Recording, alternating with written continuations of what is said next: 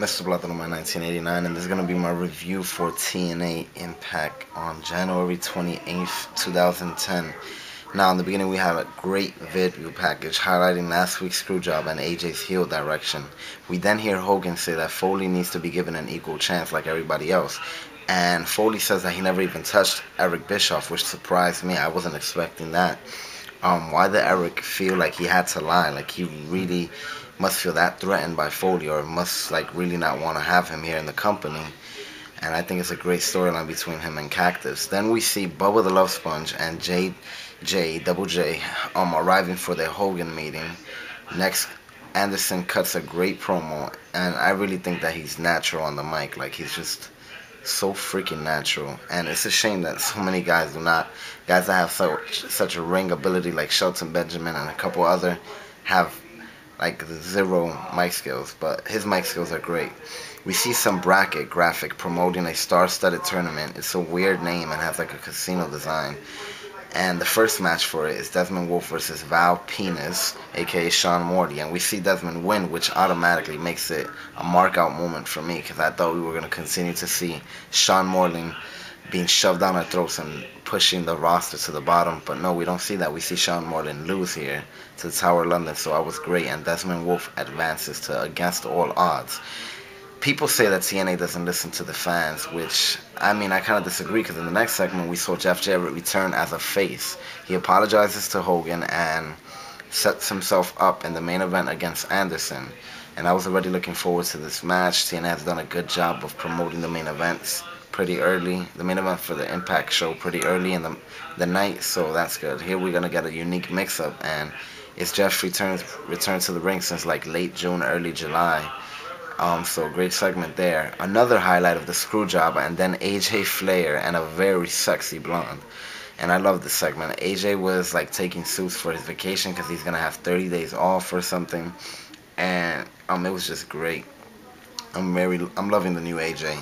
Next, Daniels versus Hernandez, and it was a great match from beginning to end. This is amazing how different these guys actually are from their feud in 2006, their tag team feuds at the end of the year. Back then, either way, I expected Daniels to win since Hernandez is in the tag team champions, but Hernandez got a clean win, which I think is good. He's a more believable person to go over, and it really makes this really look like a tournament for world heavyweight. You know, Stanley is pretty skinny for a world heavyweight contender. Not that I'm against it, but anyways, I was happy to see that. And then we get Beautiful People preview and Nasty Boys on Team 3D. 2,000 pounds between these four guys, and I don't even honestly want to talk about this segment. I just hope that they get the feud over with at Against All Odds, and it doesn't go on to Lockdown or nothing like that. I just want it to end as soon as possible so they could get off my television. Next, we had a great 3-on-3 knockouts match. Hamada, I love her. I love Awesome. I love all of them.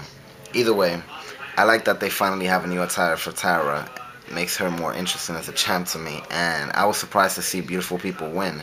And then we see Angelina save Tara from a Beautiful People beatdown, and I really hope that Angelina and Tara feud again, because it's going to be so different this time with Angelina being face. Anyways, Hogan addresses Hebner, and then Hebner says that Brett didn't screw Brett, Sean didn't screw Brett, and Vince didn't screw Brett.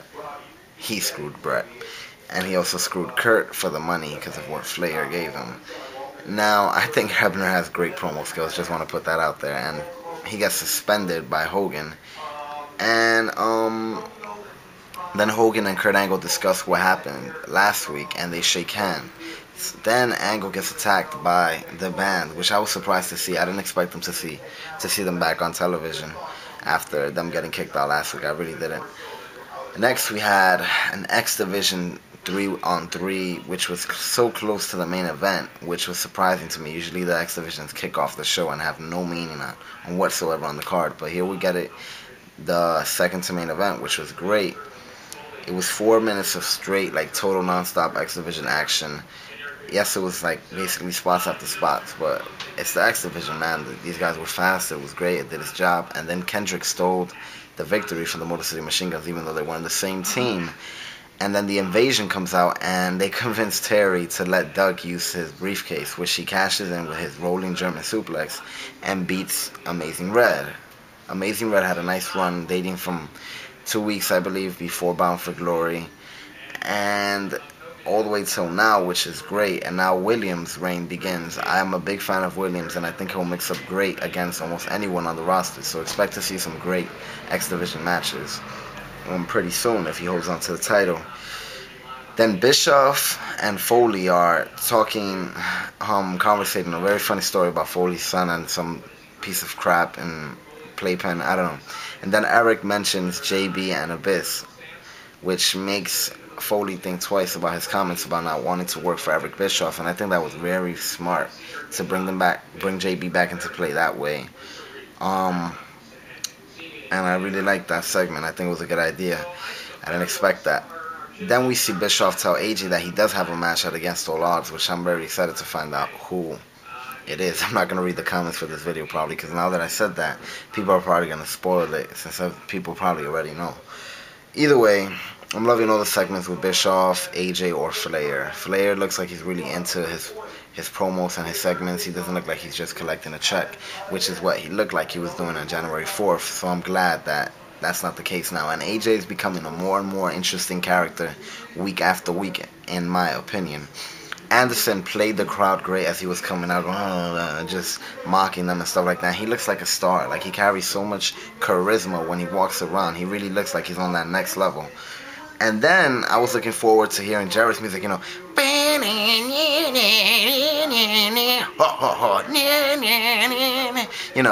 it didn't happen.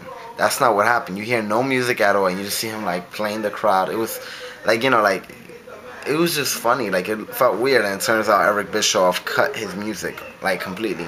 He wants him to start from the bottom of the barrel, which was a smart idea, and it was priceless. Jeff Jarrett is like a jobber right now. Either way, it was a good main event. I love the build-up that it got throughout the night, and it was Jeff Jarrett's return. We see Mr. Anderson's Impact actual wrestling debut. I believe I'm right on that. And yeah, it was what it was. I was wondering who was going to be put over. I expected Anderson, and he did go over with basically cheating, kind of low blows, then roll up, which was good. And then afterwards, he beat down Jarrett some more. And then we see Bischoff saying something to the effects of, "Oh, it's going to take a while to climb the mountain when I'm in control," and stuff like that. And that was the end of Impact. Now, I really did enjoy this show. I feel every segment was greatly paced, and except the Nasty Boys segment. Let me take that back. Except that segment. There was parts in that segment that you could tell the crowd was not into it. You could tell Nasty Boys, even Team 3D, were trying to say almost anything to get a pop from the crowd so that they could get them more into it, and it didn't really happen. So I hope they take notes on this and just get it, flush it out as much as they can, as fast as they can after Against All Odds or whatever the case may be. Either way, the rest of the night was great. I love AJ's interaction with Flair. I love the way they use him this week, all his backstage promos. I love that they're making this tournament look like a big deal. And at the beginning of the night, I didn't like the graphics for it or nothing, and now I am, the little cards and stuff like that. It already looks like Against All Odds is going to be a very interesting pay-per-view with this tournament going on. And I think every match, every segment was building towards something. It was not the random booking that we're used to on TNA, so I really did like that. It was either building towards something or the match had something behind it. Even the X Division match, Generation Me and Motor City Machine Gun have some heat between each other, heat or whatever, and so do Brian Kendrick and Amazing Red. Now it's going to be interesting. Is Brian Kendrick going to continue that with Amazing Red or not go after Williams, since Williams is a champ?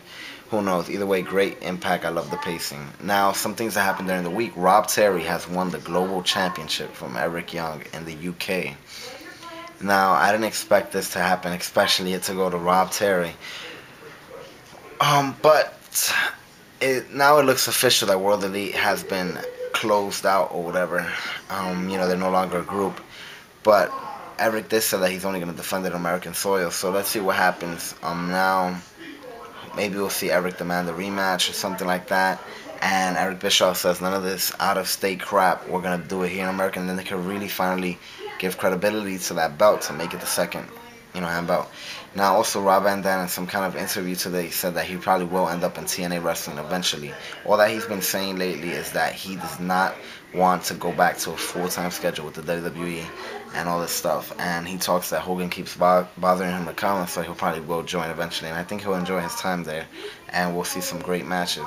March 1st, word is that that's going to be the next head-to-head Monday night. TNA versus WWE, and then it's gonna be every week on Mondays, taped, and then live, whatever. Either way, I'm so freaking excited. I hope that's the case. That's right around WrestleMania.